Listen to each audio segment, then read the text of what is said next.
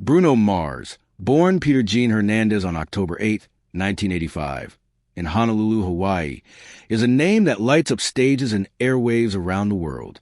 With his smooth voice, catchy songs, and electric performances, he's become one of the biggest pop stars of our time. But before the Grammys, sold-out tours, and chart-topping hits, Bruno was just a kid from a musical family in a vibrant Hawaiian neighborhood.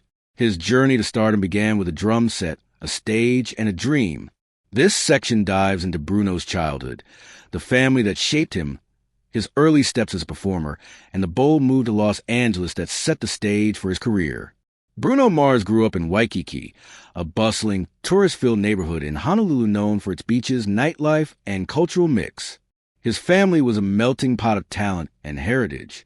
His father, Pete Hernandez, was a percussionist of Puerto Rican and Ashkenazi Jewish descent, originally from Brooklyn, New York. Pete moved to Hawaii in the 1970s, chasing a life of music and sunshine. Bruno's mother, Bernadette Bernie San Pedro Bayo, was a Filipino hula dancer and singer who had come to Hawaii as a child. Together, Pete and Bernie formed the Love Notes, a Las Vegas-style revue that performed Motown hits, doo-wop classics, and celebrity impersonations at local venues like the Sheraton Waikiki. The Hernandez household was a hub of creativity. Bruno was the fourth of 6 children. Older brother Eric, older sisters Presley and Jamie, younger sister Tiara, and younger brother Tahiti. Music wasn't just a hobby. It was the family's way of life. Our house was like a jukebox, Bruno later told Rolling Stone. There was always a song playing, always someone singing or dancing. Pete would practice his congas and bongos, while Bernie's soulful voice filled the air. The kids were encouraged to join in, whether strumming a guitar or tapping out rhythms on a table. Bruno's nickname came early. At 2 years old, his chubby cheeks and lively personality reminded Pete of the professional wrestler Bruno Sammartino. "My dad started calling me Bruno, and it just stuck," Mars said in a 2016 interview with CBS Sunday Morning. The name Mars came later, a playful addition he adopted as a stage name to give his persona a larger-than-life vibe. "Mars sounds out of this world, you know? Like I'm from another planet," he joked. By age 4, Bruno was already a performer. His parents added him to the Love Notes as Little Elvis, dressing him in a miniature pompadour wig, aviator sunglasses, and a sparkly jumpsuit.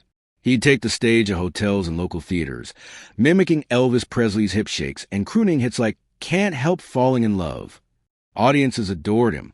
I'd see people smiling and clapping, and I thought, this is what I want to do forever, Bruno recalled in a 2013 Billboard interview. His talent wasn't just cute, it was undeniable.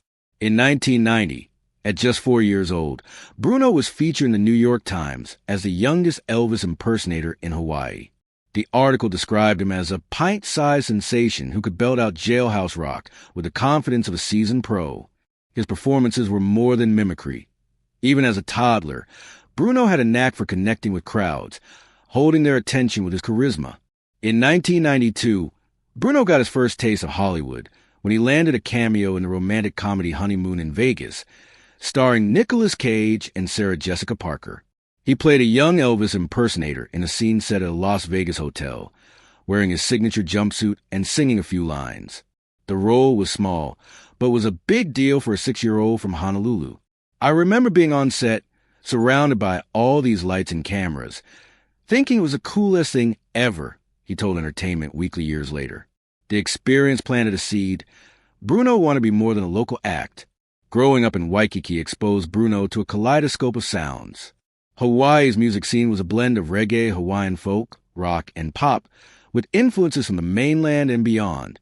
At home, his parents played everything from Elvis Presley to the Isley Brothers, Little Richard to Bob Marley. "My dad was into doo-wop and Motown. My mom loved soul and ballads," Bruno explained in a 2010 NPR interview. "I soaked it all up like a sponge." By his early teens, Bruno expanded his impersonation act to include Michael Jackson, whose dance moves and vocal style captivated him. He'd spend hours in front of the TV, studying Thriller music videos and practicing the moonwalk in his bedroom. "Michael was the ultimate performer," Bruno said. "He made me want to sing, dance, and put on a show." Other influences included the Police, whose reggae rock fusion inspired his later work, and Prince, whose bold stage presence left a mark. Bruno was a self-taught musician. The Hernandez family couldn't afford formal lessons, but their home was filled with instruments: a drum set in the living room, a piano in the corner, a guitar leaning against a wall. I just picked them up and mess around until something sounded good, he told Biography.com. By age 12, he could play basic chords on the piano, strum pop songs on the guitar, and keep a beat on the drums. His brother Eric, a skilled drummer, showed him rhythms, while his mother taught him how to harmonize. These early experiments shaped his eclectic style, blending soulful melodies with upbeat rhythms. School was another stage for Bruno. At President Theodore Roosevelt High School, he was known as the kid who always had a song ready. He'd perform at talent shows, singing covers of Boyz II Men or strumming his guitar to James Brown hits. Classmates remember him as confident but humble, always willing to share the spotlight. He wasn't stuck up, even though he was crazy talented. A former classmate told Honolulu Magazine. Bruno's high school years were also when he started writing his own songs, scribbling lyrics in notebooks during class. These early compositions, often about crushes or dreams of fame, showed his knack for catchy hooks. In 2003, at 17, Bruno graduated high school and faced a choice: stay in Hawaii's comfortable music scene or take a leap into the unknown. He chose the latter, moving to Los Angeles to chase a music career. Hawaii was home, but I knew I had to go where the industry was, he told The Guardian in 2011. Leaving his family was tough, especially his mother, who was his biggest cheerleader. But Bernie encouraged him. She told me, "Go make us proud," Bruno recalled. Los Angeles was a shock. Honolulu's laid-back vibe was nothing like LA's cutthroat music scene. Bruno lived in a small apartment, scraping by with odd jobs while auditioning for labels. "I was broke, sleeping on couches. Try to get anyone to listen to my demos," he said in a 2014 Forbes interview. His early demos were rough, blending reggae, pop, and R&B, but they showed a potential as a songwriter and singer.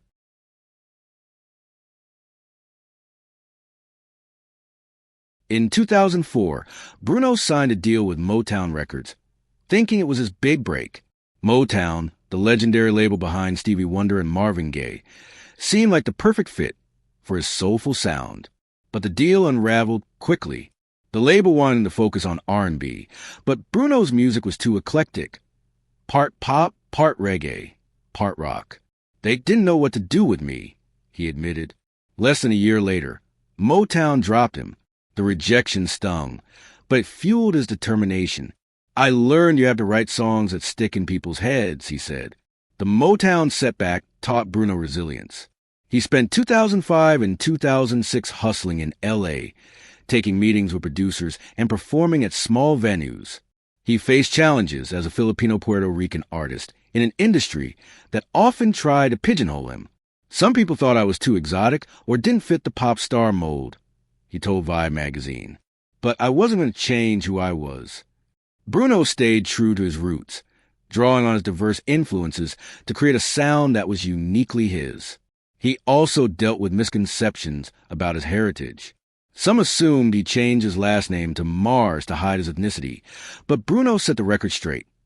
"My last name is Hernandez. My dad nicknamed me Bruno when I was a kid. Mars was just a fun, larger-than-life thing," he told IMDb. His pride in his Puerto Rican and Filipino background became a cornerstone of his identity, later reflected in songs like Uptown Funk, which celebrated cultural swagger. During this time, Bruno took any gig he could get. He sang backup for local acts, played guitar at open mic nights, and even worked as a DJ at clubs. These experiences sharpened his skills and taught him how to read a crowd. "I'd watch what got people dancing, what made them sing along," he said. He also started collaborating with other struggling artists, sharing studio time and swapping ideas. In 2006, Bruno's career took a turning point when he met Philip Lawrence, a songwriter and vocalist with a similar passion for retro sounds. The two hit it off, bonding over their love for Motown and 80s pop. They teamed up with sound engineer Ari Levine, forming a production trio called the Smeezingtons. The name, a playful riff on smooth and sizzling, reflected their goal to create hot, polished tracks with a timeless feel. The Smeezingtons set up shop in a small LA studio, working late nights to write and produce for other artists. Their big break came in 2008 with Long Distance for Brandy, a soulful ballad that showcased their knack for melody. In 2009, they co-wrote Right Round for Flo Rida, a chart-topping hit that sampled Dead or Alive's You Spin Me Round Like a Record. The song's success put the Smeezingtons on the industry's radar. Their biggest early win was Wavin' Flag for Canaan, the anthem for the 2010 FIFA World Cup. The song's uplifting message and catchy chorus resonated globally, and Bruno's background vocals added a soulful touch. Working on Wavin' Flag showed me how music can bring people together, he told NPR. The Smeezingtons also caught the attention of producer Steve Lindsay, who mentored them. Steve taught us how to structure a pop song, verse, chorus, bridge, all tight and radio ready, Bruno said. By 2009, Bruno was ready to step out as a solo artist. His work with the Smeezingtons had built his reputation, and Atlantic Records took notice. They signed him that year, impressed by his versatility and stage presence. Atlantic gave him the freedom to blend genres, something Motown hadn't allowed. They let me be me, Bruno said in a 2010 interview. Before releasing his own music, Bruno made waves as a featured artist.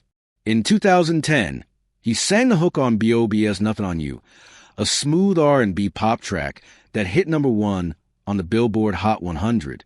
He followed it with Billionaire by Travie McCoy, another chart topper that showcases laid-back vocal style. These songs introduced Bruno to the world, blending his Hawaiian charm with universal appeal.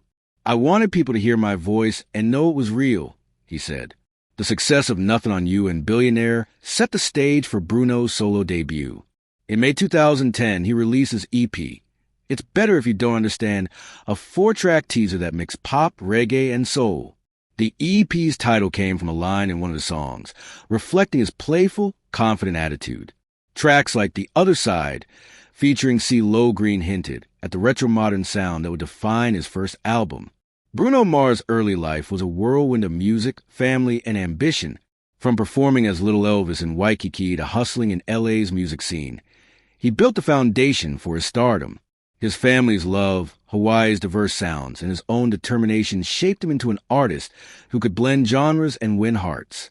The formation of the Smeezingtons and his early hits proved he was more than a performer. He was a creator with a vision.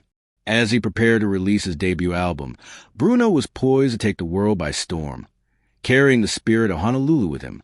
Bruno Mars' journey from a young performer in Honolulu to a global pop star took off in 2010. After years of hard work, rejections, and small wins with the Smeezingtons, he was ready to shine as a solo artist. His debut album, Doo-Wops and Hooligans, launched him into the spotlight, followed by Unorthodox Jukebox and a game-changing Super Bowl performance. This section explores how Bruno became a household name through hit songs, electrifying tours, and collaborations that defined a generation, cementing his place as a pop icon. In May 2010, Bruno Mars released his debut EP, It's Better If You Don't Understand, a 4-song teaser that blended pop, reggae, and R&B. Tracks like The Other Side, featuring CeeLo Green, gave fans a taste of his retro-modern style, but it was just a warm-up. In October 2010, he dropped his first full album, Doo-Wops and Hooligans, through Atlantic Records. The album was a love letter to the sounds he grew up with, Motown, reggae, soul, and pop, wrapped in a fresh, radio-friendly package. The lead single, Just the Way You Are, was a game-changer. Released in July 2010, the song was a heartfelt ode to unconditional love, with lyrics like When You Smile, the whole world stops and stares for a while. Its catchy melody and Bruno's smooth vocals struck a chord, hitting #1 on the Billboard Hot 100, the UK singles chart, and charts in Canada, Australia, and New Zealand. The music video, featuring Bruno sketching a portrait of model Natalie Kelly with a cassette tape, was playful and romantic, racking up millions of views. The song earned Bruno his first Grammy Award for Best Male Pop Vocal Performance in 2011. The album's second single, Grenade, showed Bruno's emotional depth, a dramatic ballad about unrequited love. It peaked at #1 in the US and UK, with lines like, I'd catch a grenade for your resonating with listeners. The video, where Bruno drags a piano through Los Angeles, was raw and intense, showcasing his willingness to pour his heart into his art. The Lazy song, the third single, took a different vibe, laid back and reggae-infused. It was an anthem for chilling out, complete with a video of Bruno and his band goofing off in monkey masks. It reached number 4 on the Billboard Hot 100 and became a fan favorite for its carefree spirit. Doo-Wops and Hooligans peaked at number 3 on the Billboard 200 and sold over 15 million copies worldwide, earning 6 XRIA Platinum certification. By 2025, its tracks had amassed over 7.8 billion streams. Songs like Marry You and Count on Me became wedding and friendship staples, showing Bruno's knack for universal themes. "I want to make music that felt honest and fun," he told Billboard in 2011. The album's success proved he could blend genres and connect with audiences of all ages. To promote Doo-Wops and Hooligans, Bruno hit the road, first as an opening act for Maroon 5 and One Republic in 2010. His high-energy sets, backed by his band The Hooligans, stole the show. The Hooligans, including his brother Eric on drums, guitarist Fredley Brown, and a tight horn section, brought a live band energy that set Bruno apart from pop acts relying on backing tracks. "I grew up watching my parents perform live, so I knew the stage was where I had to shine," he said in a 2012 Rolling Stone interview. In November 2010, Bruno launched his own Doo-Wops and Hooligans tour, running through January 2012. The tour hit North America, Europe, Asia, and Australia, selling out venues like the House of Blues and London's O2 Academy. His shows were a mix of retro showmanship and modern flair. Think James Brown's footwork meets Michael Jackson's swagger. Bruno sang, danced, played guitar, and even jumped on drums for solos, earning cheers from packed crowds. A standout moment was a performance at Madison Square Garden in 2011, where he paid tribute to his Hawaiian roots with a ukulele version of Count on Me. Fans loved his ability to connect. During a show in Paris, he invited a fan on stage to sing Marry You, turning it into a mock proposal that went viral. "I want every show to feel like a party," he told MTV. The tour grossed millions and built a loyal fan base, with critics praising his charisma. The New York Times called him a born showman with a voice that could charm the birds out of trees. The tour's success showed Bruno wasn't just a studio artist. He was a live performer who could command any stage. In December 2012, Bruno released his second album, Unorthodox Jukebox, a bolder, more experimental follow-up. Inspired by disco, funk, rock, and reggae, the album pushed boundaries while staying true to his roots. "I didn't want to make Doo-Wops Part 2, he told Spin magazine. "I wanted to take risks and show what I could do." Working with the Smeezingtons, plus producers like Mark Ronson and Jeff Bosker, Bruno crafted a record that felt like a time machine, blending 80s funk with modern pop. The lead single, Locked Out of Heaven, was a funky, police-inspired track that spent 6 weeks at number 1 on the Billboard Hot 100. Its pulsating beat and flirty lyrics, "Your sex takes me to paradise," made a radio and club staple. The video, with Bruno and the Hooligan performing in a gritty club, captured the song's retro vibe. "When I Was Your Man," a piano ballad about regret, showed his vulnerable side, also hitting number 1. Fans connected with its raw emotion, and it became a go-to song for heartbreak playlists. "Treasure," another standout, was a disco funk gem that peaked at number 5. Its upbeat groove and Bruno's slick dance moves in the video made it a fan favorite.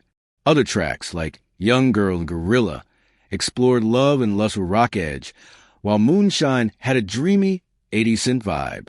Unorthodox Jukebox debuted at number 2 on the Billboard 200, later reaching number 1, and sold over 6 million copies worldwide. It won the Grammy for Best Pop Vocal Album in 2014, with critics praising its genre-blending brilliance. Rolling Stone called it a thrilling mix of old-school soul and new-school swagger. To support Unorthodox Jukebox, Bruno launched the Moonshine Jungle Tour in June 2013, a global trek that ran to November 2014. Covering North America, Europe, Asia, Australia, and Latin America, the tour played over 2 million fans across 150 shows, grossing $156.4 million. Venues range from arenas like London's O2 to festivals like Rock in Rio. The production was bigger than his first tour, with elaborate lighting, pyrotechnics, and choreography inspired by 70s soul reviews. Bruno's band, the Hooligans, was a key part of the show's magic. "They're not just my band, they're my brothers," he told Billboard. The setlist mixed hits from both albums, with highlights like A Funky Treasure and a heartfelt When I Was Your Man. At a Los Angeles show, he brought out his sister Jamie to sing backup, a nod to their family roots. Fans raved about his energy. Whether moonwalking, spinning, or joking with the crowd, Bruno made every concert feel personal. A review in The Guardian said, "Mars performs like he was born on stage, with a charisma that's impossible to fake." The tour also marked Bruno's first major international exposure. In Brazil, he performed for 100,000 fans at Rock in Rio, blending Portuguese phrases into his set to connect with the crowd. In Japan, he incorporated local dance moves, earning screams from fans. These moments showed his ability to adapt and charm audiences worldwide, solidifying his global appeal. In September 2013, the NFL announced Bruno Mars as a headliner for the Super Bowl 48 halftime show, set for February 2nd, 2014, at MetLife Stadium in New Jersey. At 28, he was the youngest artist to headline in a decade, following legends like Beyoncé and Madonna. Some questioned whether he had the star power, but Bruno saw it as a chance to prove himself. "I know I'm not the obvious choice, but I'm going to show the world what I can do," he told Ellen DeGeneres. Bruno prepared for months, working with choreographers and the Hooligans to craft a 12-minute set that would wow 115.3 million viewers, the most-watched Super Bowl halftime show at the time, outdrawing the game itself. He opened with a drum solo, a nod to his percussionist father, before launching into Locked Out of Heaven. The set included Treasure, Runaway Baby, and a tribute to the U.S. military with Just the Way You Are.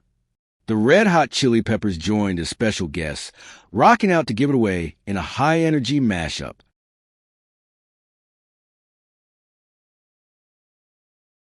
The performance was a triumph. Bruno's retro style, gold jacket, slick back hair, and tight choreography channeled James Brown and Michael Jackson, while his live vocals silenced doubters. Variety called it a masterclass in showmanship, and social media exploded with praise. Posts on X hailed him as the new king of pop. The Super Bowl catapulted Bruno into a new level of fame, proving he could hold his own with music's biggest names. Bruno's rise wasn't just about his solo work. As part of the Smeezingtons, he continued writing and producing hits for others.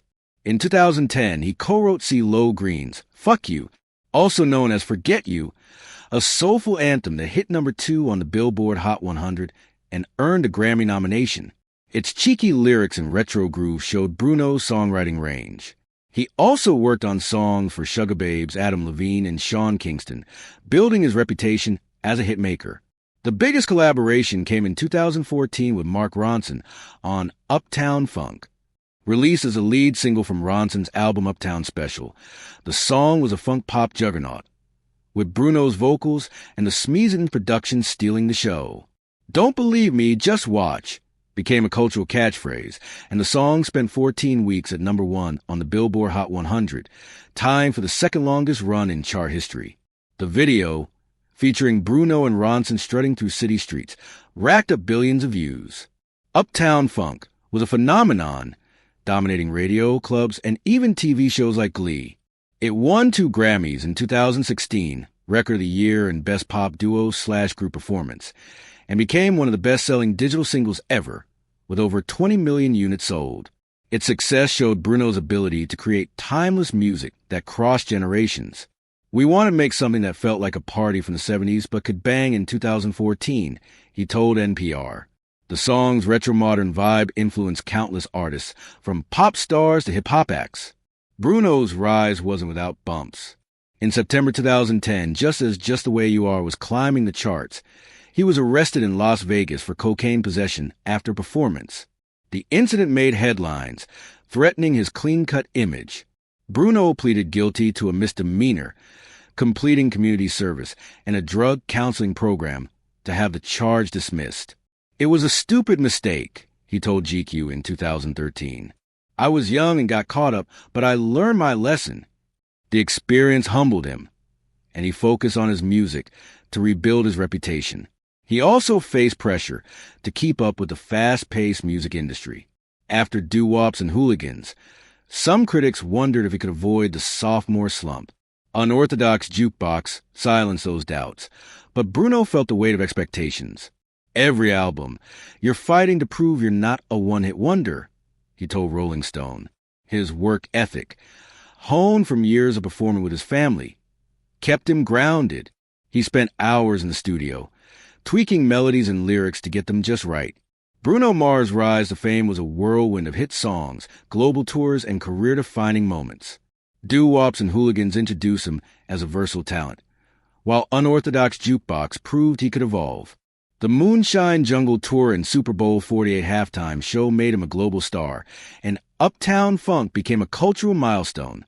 Through it all, Bruno stayed true to his love for music, blending retro vibes with modern pop to create a sound that was unmistakably his. As he prepared for his next chapter, the world was watching, ready for more of his magic.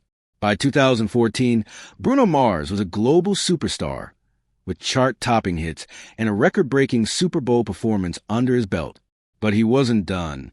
His third album, 24K Magic, in a collaboration with Anderson .Paak as Silk Sonic, took his career to new heights, earning critical acclaim, Grammy Awards, and a massive global following.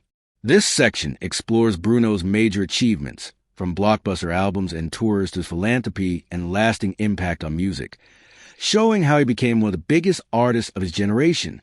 In November 2016, Bruno Mars released his third studio album, 24K Magic, a vibrant tribute to 80s and 90s R&B, funk, and pop.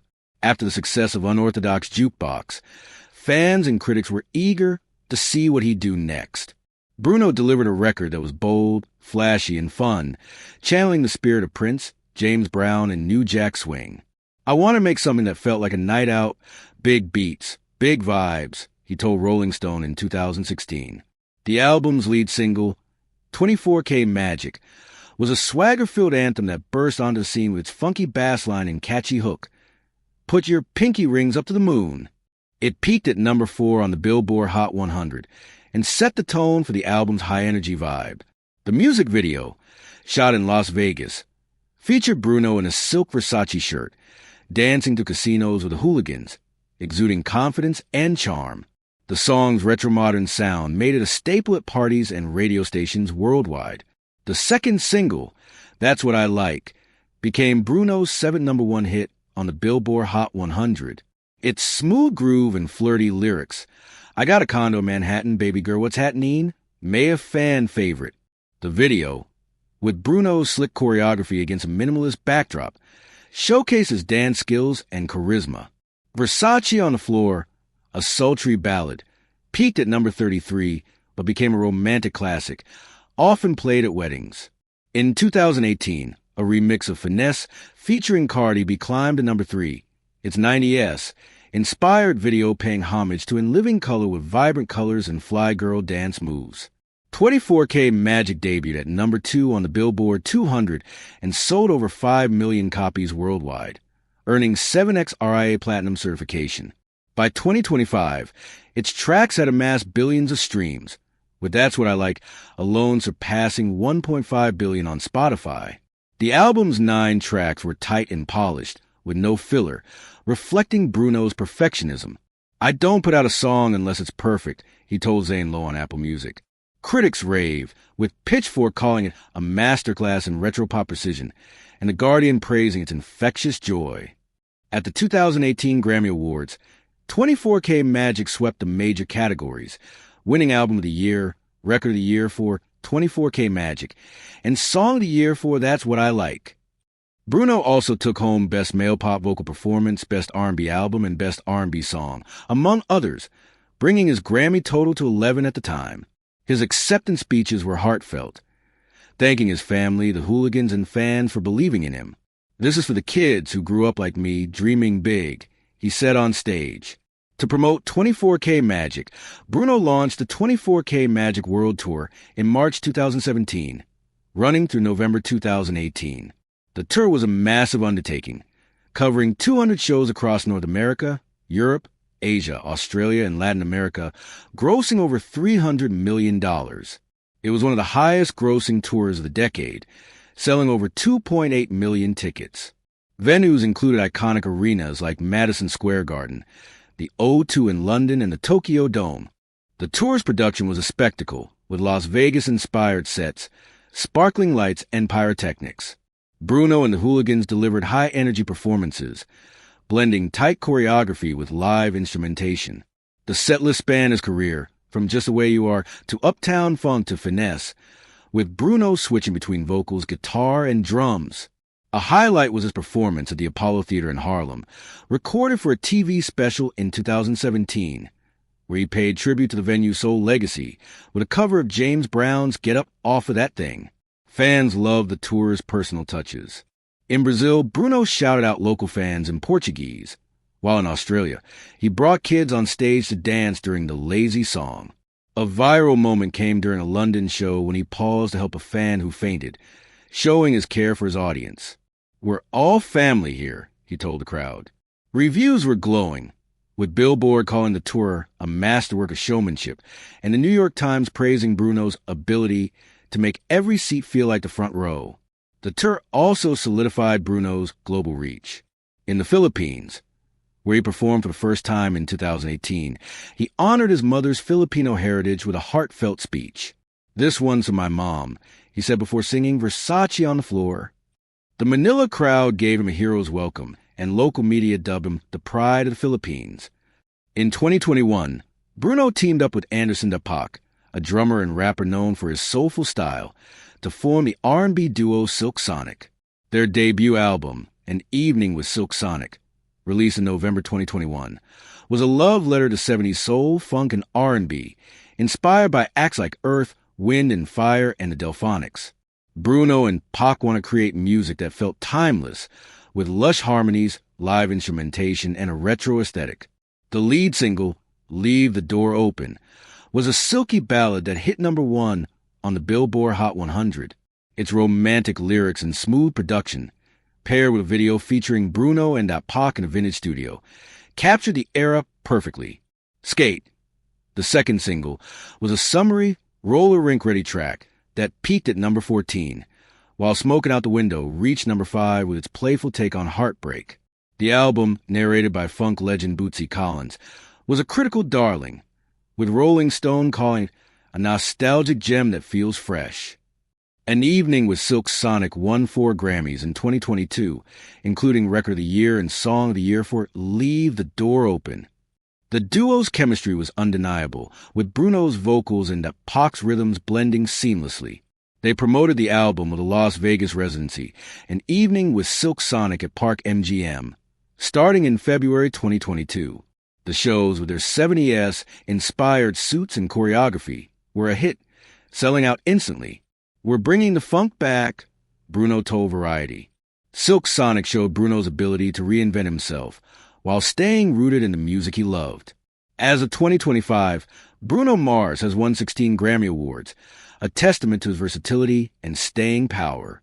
His haul includes Album of the Year for 24K Magic, 2018, Record of the Year for Uptown Funk, 2016, and Leave the Door Open, 2022, and Best Pop Duo/Group Performance for Die with a Smile with Lady Gaga in 2024. The Lady Gaga collaboration, A Soaring Ballad, was a surprise hit, peaking at number 3 on the Billboard Hot 100 and earning praise for its emotional depth. Beyond Grammys, Bruno has earned 3 Brit Awards, 9 American Music Awards, 10 Soul Train Awards, and 13 ASCAP Awards.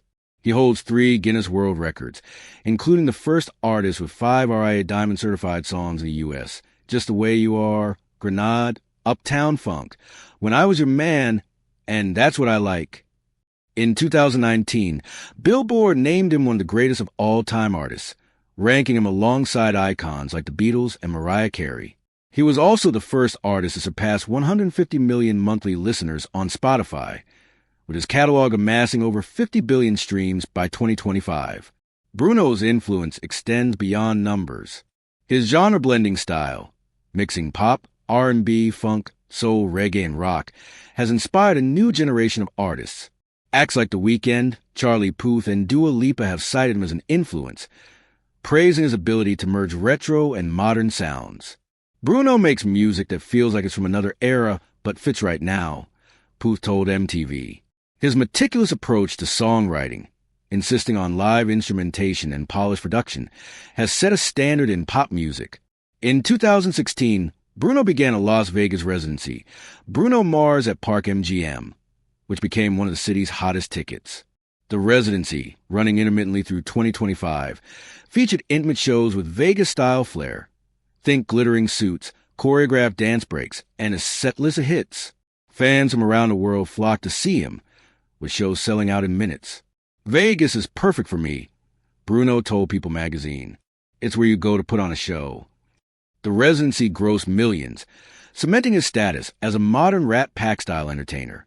Bruno also continued to tour selectively, headlining festivals like Lollapalooza and performing at high-profile events like the 2016 Victoria's Secret Fashion Show. His ability to adapt to performances for different audiences, whether a stadium crowd or a TV special, made him a sought-after act. In 2018, he returned to the Super Bowl halftime show as a guest for Coldplay, alongside Beyoncé, stealing the spotlight with Uptown Funk. The performance drew 111.3 million viewers, reinforcing his reputation as a halftime show king. Bruno's success hasn't made him forget his roots. He's used his platform to give back, especially to communities tied to his heritage. In 2013, after Typhoon Haiyan devastated the Philippines, Bruno donated $100,000 to help orphans and families rebuild, honoring his mother's Filipino background. "My mom taught me to help those in need," he said at a benefit concert. In 2014, he partnered with the Salvation Army in Hawaii to provide 24,000 meals for their Thanksgiving dinner, a gesture that meant a lot in his hometown. He's also supported music education, donating instruments to schools in underserved areas through his partnership with the Grammy Foundation. In 2020, he performed at a charity event for COVID-19 relief, raising funds for healthcare workers. Bruno keeps his philanthropy low-key, but his actions show a commitment to making a difference. "I'm lucky to do what I love, so I want to share that love," he told CBS News. Bruno's music has left a mark on pop culture. Songs like Uptown Funk and 24K Magic have soundtracked movies, TV shows, and commercials, from Pitch Perfect 3 to Super Bowl ads. His retro aesthetic, pompadour hair, flashy suits, and throwback vibes has influenced fashion, with designers citing him as inspiration for 70s and 80s inspired collections. On X, fans share memes of Bruno's dance moves and lyrics, with "Don't believe me, just watch," becoming a go-to phrase for confidence. His live performances have set a new standard for pop shows.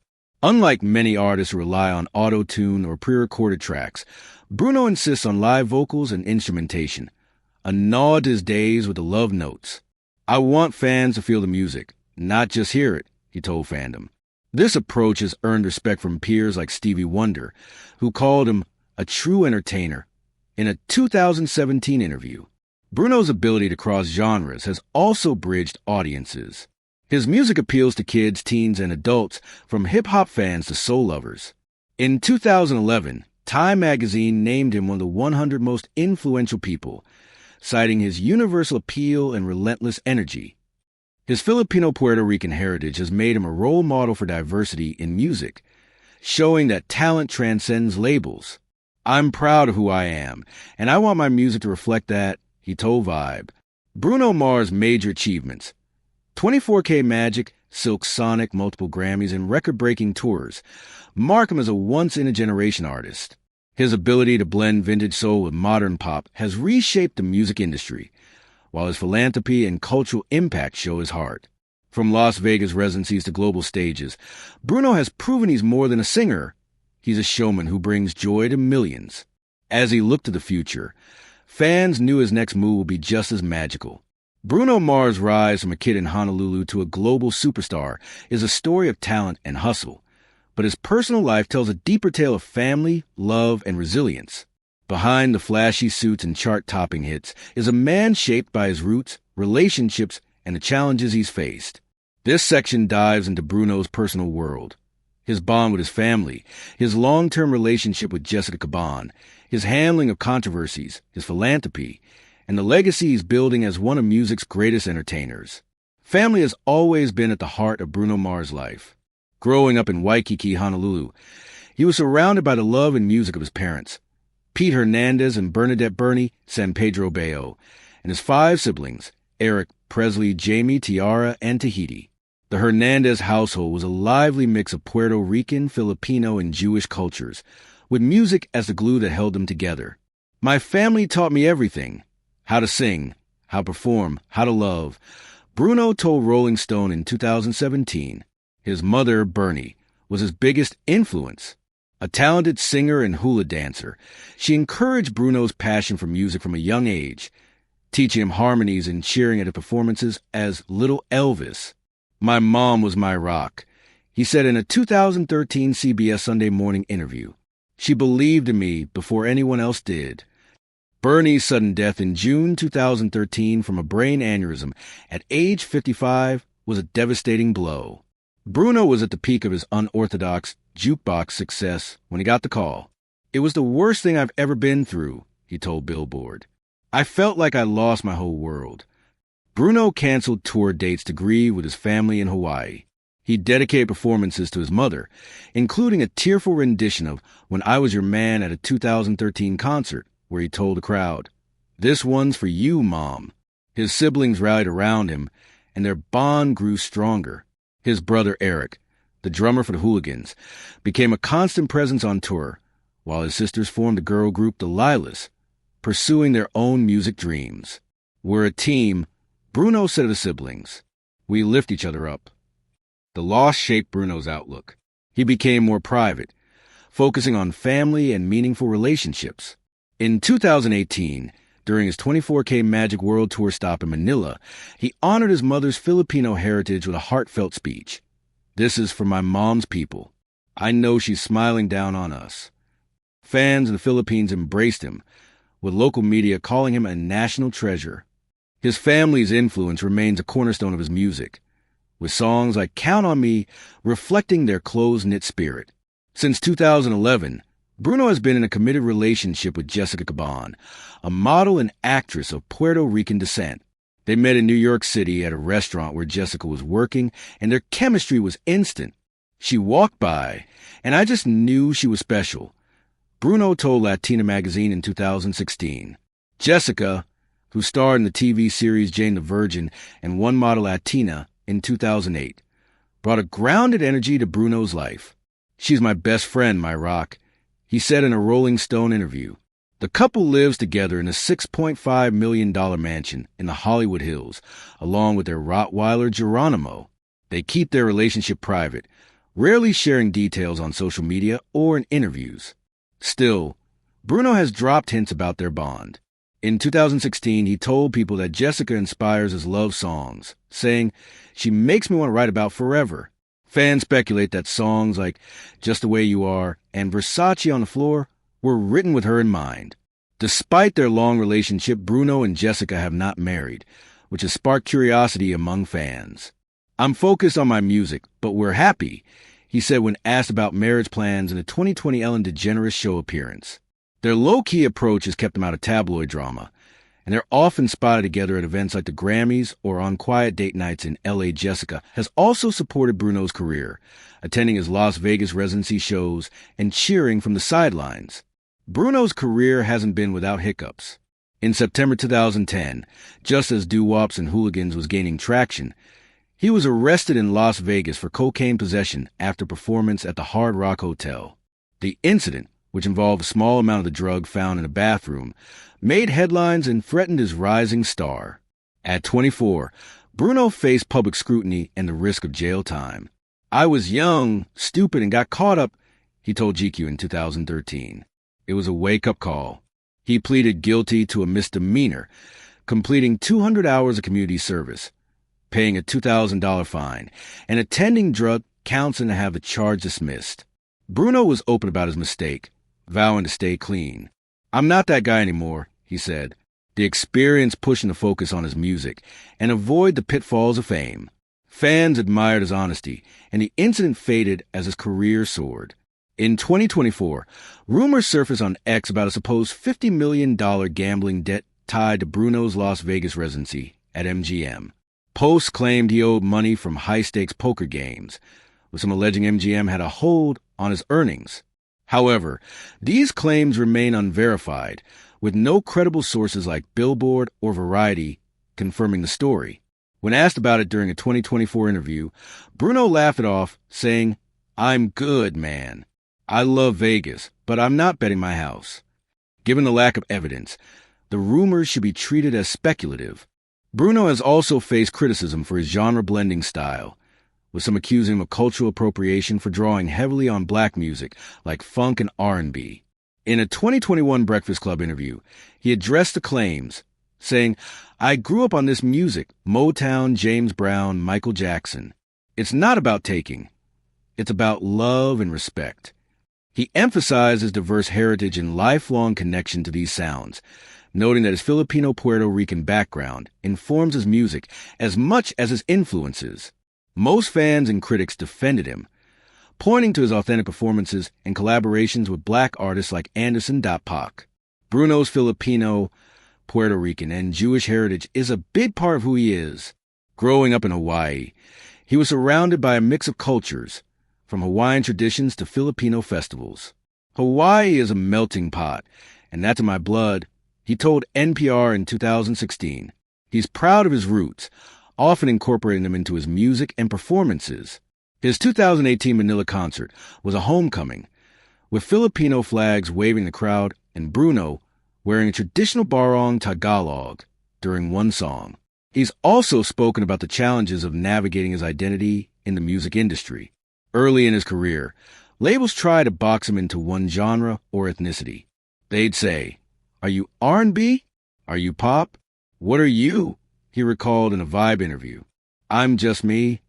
Bruno's refusal to be pigeonholed has made him a role model for mixed-race artists, showing that authenticity trumps labels. His music, from the reggae tinge of lazy song to the Latin-infused guerrilla, reflects his diverse influences. Bruno's stage name, Mars, has also sparked questions about his identity. Some assumed he changed his last name to hide his heritage, but he clarified, "My dad nicknamed me Bruno when I was a kid.